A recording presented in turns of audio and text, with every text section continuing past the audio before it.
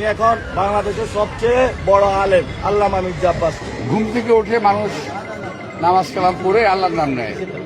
একজন আছেন উনি প্রথমে আমার নাম নেন। মির্জা আব্বাস মির্জা আব্বাস মির্জা আব্বাস মির্জা আব্বাস মির্জা আব্বাস মির্জা আব্বাস মির্জা আব্বাস আব্বাস সাহেব মির্জা আব্বাস মির্জা আব্বাস মির্জা আব্বাস একটা তসবি দিয়ে দিতে হবে হাতের সামনে। উনি সকালবেলা উঠে আল্লাহর নাম নিয়ে চাঁদাবাজি শুরু করেন। ঘুম থেকে উঠেই আল্লাহর নাম নেয় কিনা আমি জানি না ভাই, আমার নাম প্রথম নেয়। বেশি বলে ফেলছি, তো আমি ওনাকে নিয়ে আর বলতে চাই না। আমার 100 কর্মী যে প্রচার করতো, তুমি একলা আমার 1000 করে প্রচার করে দিবে। আল্লামা মির্জা আব্বাস ঢাকা হাটে চাঁদাবাজি করে, সন্ত্রাসী করে, দুর্নীতি করে। এই ঢাকা শহরে কোনো ব্যক্তি বলতে পারবে না কোনো স্বার্থের জন্য মির্জা আব্বাসকে একটা চা খাইতে খাওয়া যাবে না। মির্জা আব্বাস চাঁদাবাজ। আমি কিন্তু ফেরেশতা, আমি আগে বলি ফেরেশতা।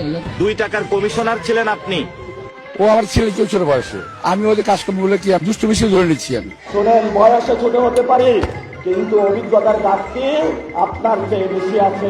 বাবা তোমাদের বয়স এখনো হয়নি এরকম। এখন আল্লাহ রাস্তায় বিশ্রাম নেন, আপনাদের আগের দিন ফুরিয়ে গেছে, নতুন খেলা শুরু হয়েছে। কারণ এখানে শুধু মির্জা আব্বাসে পুরো ঢাকায় একা একা শুয়ে থাকবে, সব জায়গায় অন্য কেউ আর থাকতে পারবে না।